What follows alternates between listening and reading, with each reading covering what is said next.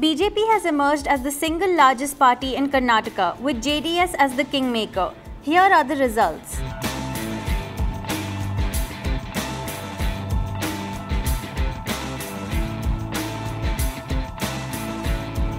Interestingly, the vote share of the Congress and the BJP, which includes Yediyurappa's Karnataka Janata Paksha and B. Sriramalu's BSR Congress factions, has increased. Vote share of the Congress has increased by 2%, BJP is by 5%, and the JDS lost its vote share by 2%.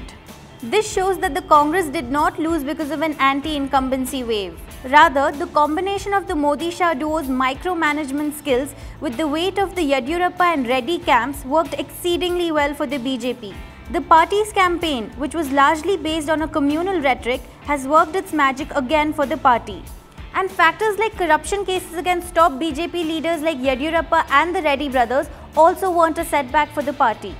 Yediyurappa, BJP's chief ministerial candidate, won a landslide victory in Shikaripura, a constituency he has previously won 6 out of 7 times.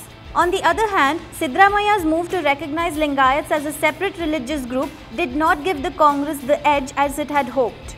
Siddaramaiah, the last chief minister and Congress strongman in the state, lost the Chamundeshwari seat to JDS candidate and his former aide GT Devegowda, while barely scraping through in his second constituency Badami against BJP's B. Sriramalu, a close aide of the Reddy brothers.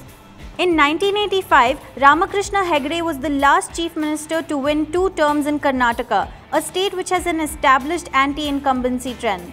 This is a surprisingly poor performance for the Siddaramaiah-led Congress government, which has remained largely scam-free and introduced a slew of popular welfare measures for farmers and minorities. JDS has resurged as a strong regional party.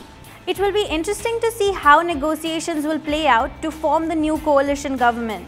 The Congress has confirmed its support to the JDS to form an alliance. The two parties will approach the governor this evening to form the government with H.D. Kumaraswamy as the chief minister. The JDS and BJP had formed a short-lived coalition government in 2006, which ended bitterly after the JDS withdrew its support to let Yediyurappa become the chief minister of their alliance. But the BJP has emerged as a sly winner even in cases where it wasn't the single largest party, but was able to form the government in cases such as the Goa and Manipur elections. What does this mean on a national level? Congress is now in power only in Punjab, Puducherry and Mizoram. Losing a clear majority in the assembly is a huge loss for the party and a blow to Rahul Gandhi's leadership as Congress president and a hopeful prime ministerial candidate. The result has emboldened the BJP as the strongest national party. If it comes to power in Karnataka, it will be the 22nd BJP or BJP-supported state government, more than the Congress had under Indira Gandhi's leadership, which was in power in 18 states.